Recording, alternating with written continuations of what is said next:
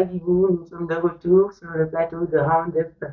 Bonjour Okeya, toujours content de me retrouver sur le plateau de Roundup et de répondre aux questions. Alors, l'actualité de cette semaine, elle est surtout africaine. D'ailleurs, nous en avons choisi exceptionnellement 4 sujets. Donc, le premier, c'est de vous demander la lecture que vous faites du sommet extraordinaire de la CEDEAO qui s'est tenu à New York et où des sanctions ont été prises contre la Guinée-Conakry. Oui, en fait, j'ai été choqué et surpris de voir les chefs d'État africains tenir un sommet en dehors du cadre qui lui a été choisi en amont, c'est-à-dire Abuja. Et il n'y avait pas d'urgence, en vérité, pour que ce sommet extraordinaire soit convoqué dans la foulée de l'Assemblée générale annuelle des Nations Unies. Mais la lecture que j'en fais, c'est qu'en fait, aujourd'hui, beaucoup supputaient, susurraient que la France est en train de satelliser la CEDEAO au regard des batteries de sanctions à géométrie variable que la France a arrêtées par rapport à des pays qui ont connu des putschs. J'en veux pour preuve le Tchad qui a eu un traitement différencié vis-à-vis du Mali, alors qu'au Tchad, il s'agit non seulement d'un parricide, mais de quelqu'un qui a été intronisé, qui ne faisait pas partie de l'attelage institutionnel qui le préposait à assurer la suppléance du président. Et la France l'a adoubé. Maintenant que le Mali a décidé aujourd'hui de revoir sa carte diplomatique et sa carte de collaboration et de coopération internationale, notamment avec les puissances, et que la France se retrouve parent pauvre du choix malien, aujourd'hui décide de faire convoquer un sommet extraordinaire aux Nations Unies pour remettre sur le tapis la question des supposés mercenaires ivoiriens qui avaient été convoyés là-bas pour renverser le régime d'Assimi Goïta. Qu'est-ce que la France cherche derrière cet objectif? En mon sens, c'est que la France cherche aujourd'hui à noyer le poisson de la plainte que l'État ou la junte malienne prétend vouloir déposer contre la France pour complicité avec une entreprise à vocation terroriste, menaçant les intérêts du Mali.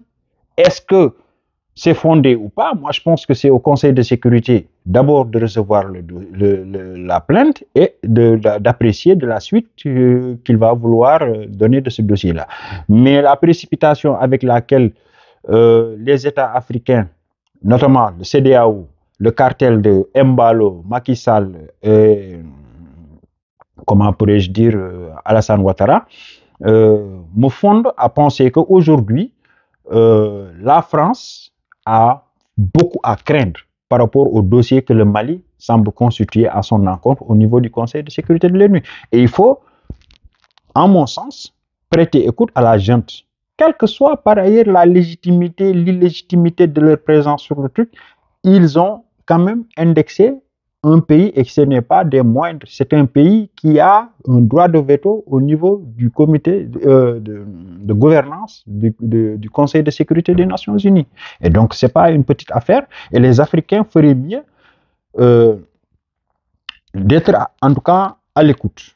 Parce que cette situation de terrorisme dans le Sahel, si elle implique la France, ça voudrait dire beaucoup de choses et ça changerait beaucoup de choses en même temps.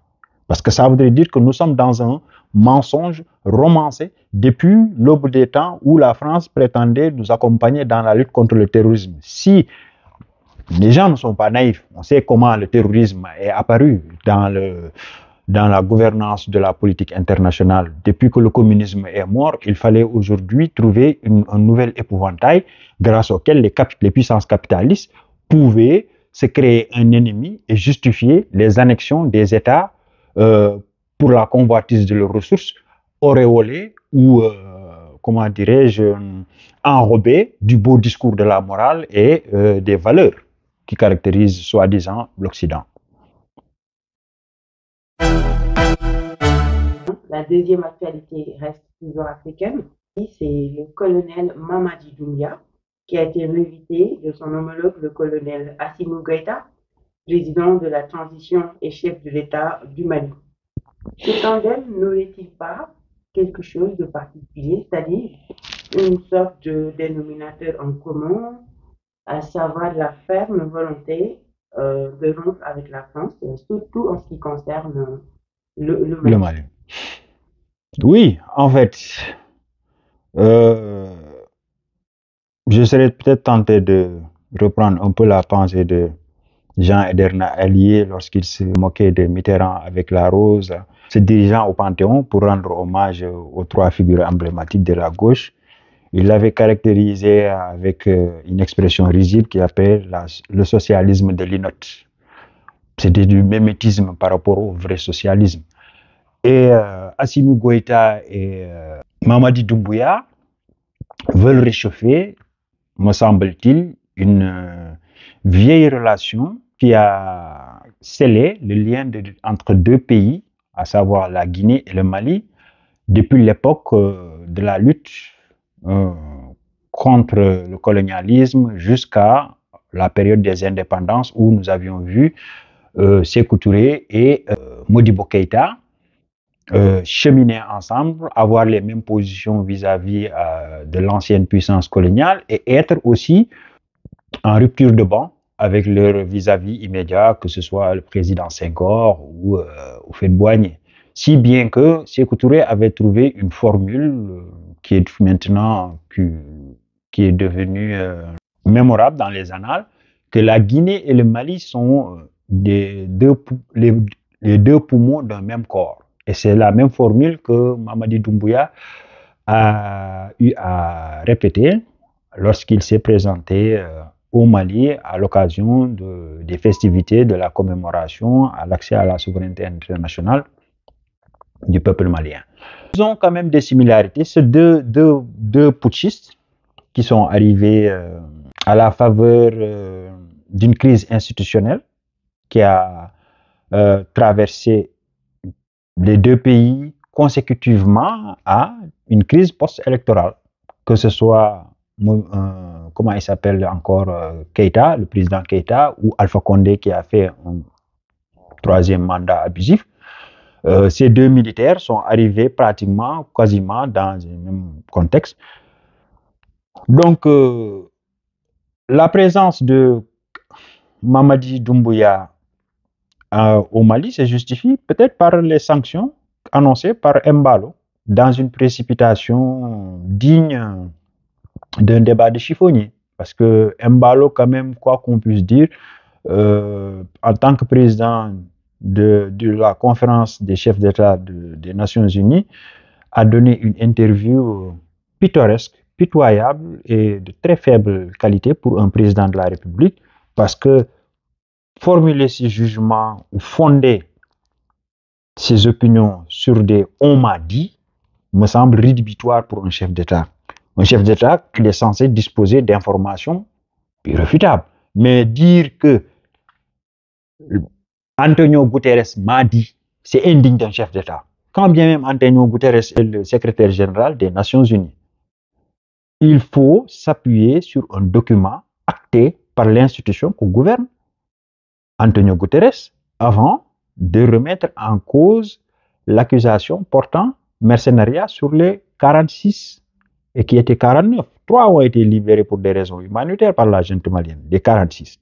Alors que le document officiel que les Nations Unies ont rendu public pour dire et démentir Alassane Ouattara que c'était ces hommes qui avaient été arrêtés à l'aéroport de Bamako ne faisaient partie d'aucun contingent des Nations Unies, pour moi, ça fait plus foi que l'indiscrétion dont a fait preuve Omarou Embalo Sissoko pour fonder les sanctions à la fois contre le Mali et la Guinée, à ce qu'il paraît, c'est Yahi Boni qui a été détaché comme médiateur pour résoudre la question guinéenne et négocier sur le temps de la transition.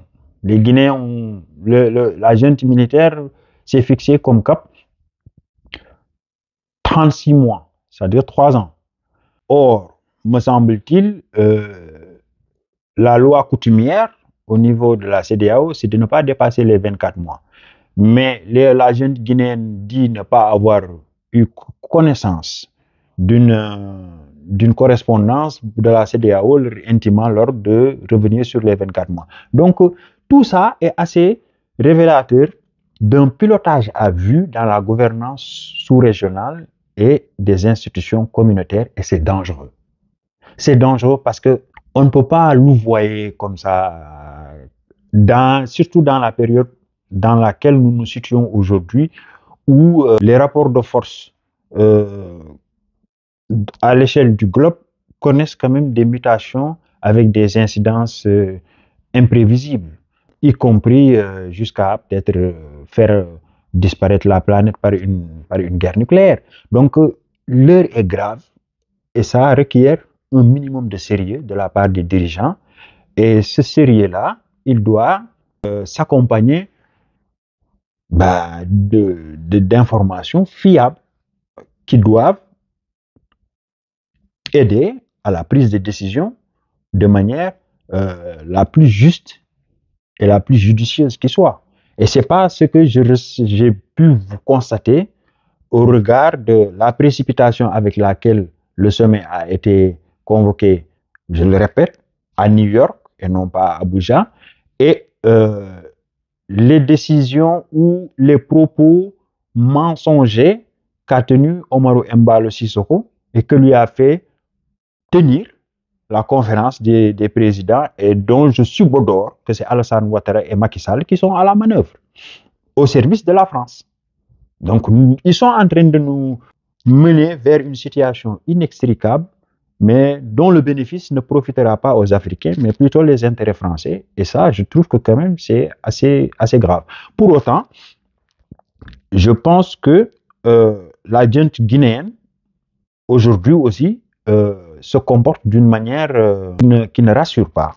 Quand bien même ils sont fondés de tirer les expériences des transitions post-Lansana Conté qui ont achoppé sur des situations de crise politique, on va dire synchronique, cela ne justifie pas pour autant aujourd'hui cette caporalisation de l'espace politique par la junte militaire, la dissolution du FNDC et la mise en place d'une CNT où ce qui fait office de parlement, où les préposés sont cooptés au bon vouloir du prince. Et dans le même temps, comme tu me le disais tout à l'heure, est-ce qu'il y a une volonté de rupture?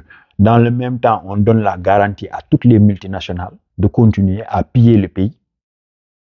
On voit les Chinois charger des bateaux avec du sable brut contenant du bauxite non quantifié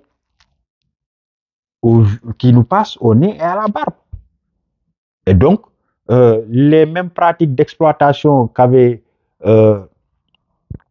favorisé et autorisé les anciens régimes ont encore cours, pendant que, d'un point de vue politique et administratif, les libertés individuelles et collectives sont de plus en plus comprimées au bénéfice tout simplement de la junte. Donc tout ça fait question et ça mérite d'être débattu, mais pas dans la précipitation, pas dans la menace, pas dans l'irrespect, pas dans la foucade, mais au contraire, dans le dialogue inclusif, participatif et sincère au service exclusif des intérêts de la sous-région. Et c'est ce qui manque au leadership sous-régional de manière générale.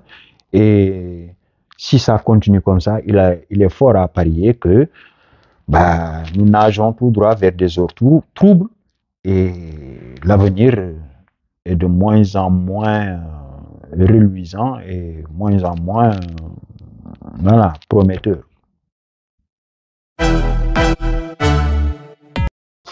Concernant les dernières actualités, nous retournons au Sénégal où Barthélémy Diaz a fait une sortie contre le groupe Futur Média qui s'en est suivi tout un tollé. C'est une polémique justement qui relance la question de l'impartialité de la presse, surtout vis-à-vis des politiques. Pour moi, c'est que la justice qui doit être impartiale. La presse est un relais. Elle n'a peut-être pas de parti pris dans la relation aux faits, mais ceux qui sont des journalistes, c'est des citoyens aussi.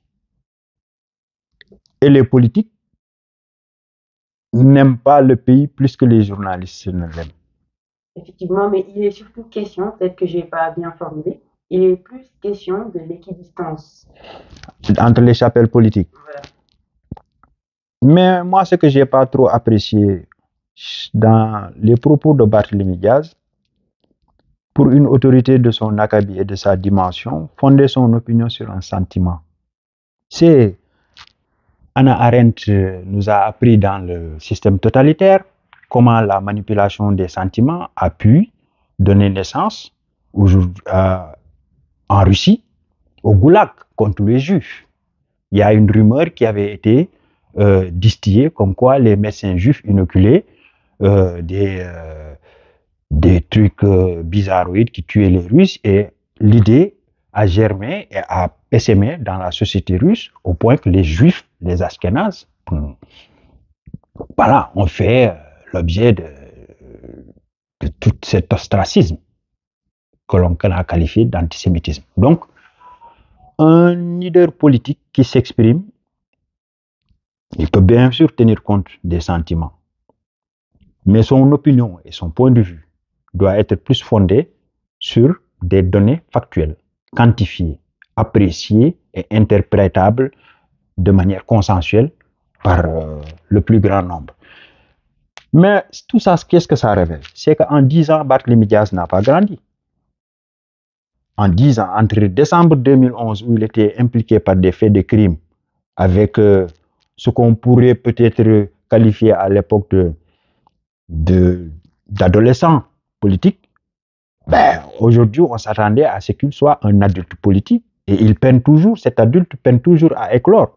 Parce qu'il se complaît dans cette posture de guerrier qui fait buzz, qui fait sensation, avec aujourd'hui le phénomène des réseaux sociaux, où voilà, les gens sont à la quête du sensationnel, du guerrierisme. Non, aujourd'hui, il est une autorité. Il est le maire de la capitale. Donc, il est attendu de lui une autre posture.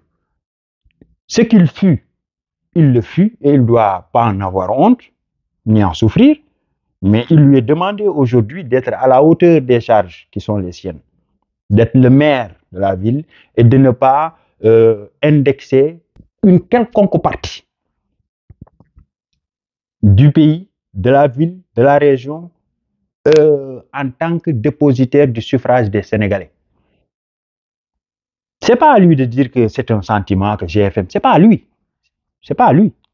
Là, il a fait du populisme, il a cherché à faire du buzz, il l'a obtenu, mais c'est contre-productif.